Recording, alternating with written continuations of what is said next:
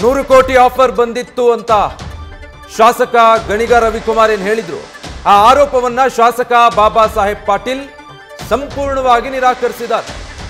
ನಮ್ಮ ಶಾಸಕರಿಗೆ ಬಿಜೆಪಿ ಅಥವಾ ಜೆಡಿಎಸ್ ನಿಂದ ಆಫರ್ ಬಂದಿದೆ ಅಂತ ಏನು ಆರೋಪ ಮಾಡಿದ್ರು, ನಮಗೆ ಯಾವುದೇ ಆಫರ್ ಬಂದಿಲ್ಲ ಅಂತ ಶಾಸಕ ಬಾಬಾ ಸಾಹೇಬ್ ಪಾಟೀಲ್ ಹೇಳಿದ್ದಾರೆ. ನಾಯಕರು ನಮ್ಮನ್ನ ಸಂಪರ್ಕಿಸಿದ್ದು ಈಗಲ್ಲ, 1 ವರ್ಷದ ಹಿಂದೆ ಅನ್ನೋದನ್ನು ಹೇಳ್ತಿದ್ದಾರೆ. ಆದರೆ ನನಗೆ ಯಾವುದೇ ರೀತಿಯ ಮನಿ ಆಫರ್ ಬಂದಿಲ್ಲ ಅನ್ನೋದನ್ನು ಅವರು ಹೇಳಿದ್ರು. ಅಂದ್ರೆ ದುಡ್ಡು ಕೊಡ್ತೀವಿ ಪಕ್ಷಕ್ಕೆ ಬನ್ನಿ ಅಂತ ಯಾರು ಕರೆದಿಲ್ಲ ನನ್ನನ್ನ, ನಾನು ಸ್ಪಷ್ಟವಾಗಿಯೇ ಇದನ್ನ ಹೇಳ್ತಾ ಇದ್ದೀನಿ ಅಂತ ಶಾಸಕ ಪಾಟೀಲ್ ಮತ್ತೆ ಅವರ ಹೇಳಿಕೆಯನ್ನು ಸ್ಪಷ್ಟಪಡಿಸಿದ್ದಾರೆ. ನನ್ನ ಸಂಪರ್ಕಕ್ಕೆ ಬಂದಾಗಲೂ ಕೂಡ ಅದನ್ನ ಸ್ಪಷ್ಟಪಡಿಸಿದ್ದೀನಿ, ನಮ್ಮ ನಾಯಕರ ಗಮನಕ್ಕೂ ಕೂಡ ಅದನ್ನ ತಂದಿದ್ದೀನಿ, ಅಂದ್ರೆ ಈ ತರ ನನ್ನನ್ನು ಸಂಪರ್ಕಿಸಿದ್ರು ಅನ್ನೋದನ್ನ ಅಂತ.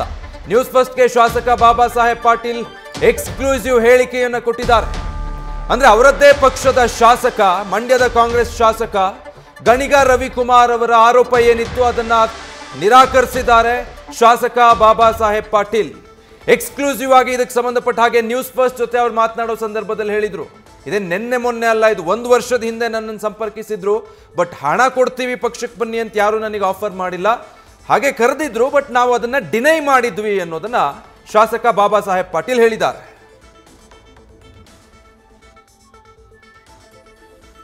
ಹಾಗಿದ್ರೆ ಈಗ ಮಂಡ್ಯದ ಕಾಂಗ್ರೆಸ್ ಶಾಸಕರಾಗಿರುವಂತಹ ಗಣಿಗ ರವಿಕುಮಾರ್ ಸುಳ್ಳು ಆರೋಪ ಮಾಡಿದ್ರ ಅನ್ನೋ ಪ್ರಶ್ನೆ ಉದ್ಭವ ಆಗುತ್ತೆ.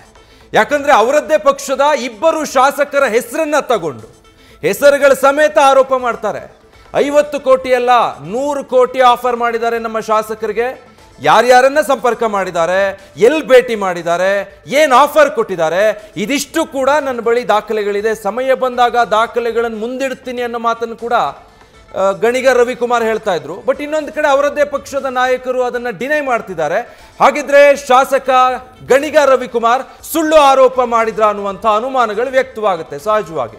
ಯಾಕಂದ್ರೆ 2 ಹೆಸರನ್ನ ತಗೊಂಡಾದ ಮೇಲೆ ಅವರದ್ದೇ ಪಕ್ಷದ ಶಾಸಕರಿದ್ದಾರೆ, ಖಂಡಿತವಾಗ್ಲೂ ಅಂಥದ್ದು ಯಾವುದೂ ಇಲ್ಲ ಅಂತ ಅದನ್ನ ಡಿನೈ ಮಾಡ್ತಿದ್ದಾರೆ. ಜೊತೆಗೆ ರವಿ ಗಣಿಗ ಅವರು ನಮ್ಮ ಸಂಪರ್ಕಕ್ಕೆ ಸಿಗ್ತಾ ಇಲ್ಲ ಬೆಳಗ್ಗೆಯಿಂದ, ಯಾಕೆ ಈ ಥರ ಹೇಳಿದಾರೋ ಅವರನ್ನೇ ಕೇಳಬೇಕು, ಸೊ ಅವರನ್ನು ಸಂಪರ್ಕಿಸೋ ಪ್ರಯತ್ನ ಮಾಡ್ತೀನಿ, ಇದಕ್ಕೆ ಸಂಬಂಧಪಟ್ಟ ಹಾಗೆ ಒಂದು ಕ್ಲಾರಿಟಿ ತಗೊಂಡು ಅದಾದ್ಮೇಲೆ ಸ್ಪಷ್ಟನೆ ಕೊಡ್ತೀವಿ ಅನ್ನುವಂಥದ್ದನ್ನು ಹೇಳ್ತಿದ್ದಾರೆ.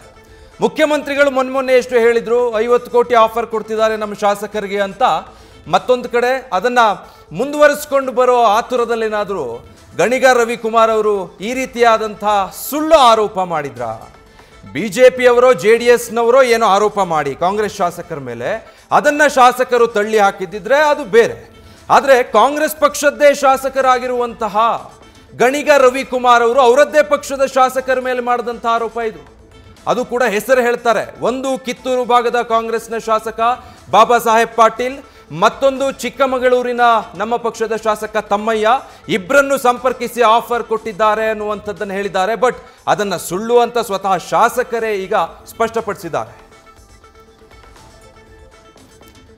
ಸೊ ಅಲ್ಲಿಗೆ 2 ಶಾಸಕರು ಈಗಾಗಲೇ ಪ್ರತಿಕ್ರಿಯಿಸಿದ್ದಾರೆ, ಗಣಿಗ ರವಿ ಅವರ ಆರೋಪವನ್ನ ಸಂಪೂರ್ಣವಾಗಿ ನಿರಾಕರಿಸಿದ್ದಾರೆ. ಈಗಿರೋ ಪ್ರಶ್ನೆ, ಹಾಗಿದ್ರೆ ಗಣಿಗ ರವಿಕುಮಾರ್ ಸುಳ್ಳು ಆರೋಪ ಮಾಡಿದ್ರ ಅನ್ನೋದು, ಅದಕ್ಕೆ ಅವರೇ ಸ್ಪಷ್ಟನೆ ಕೊಡಬೇಕು.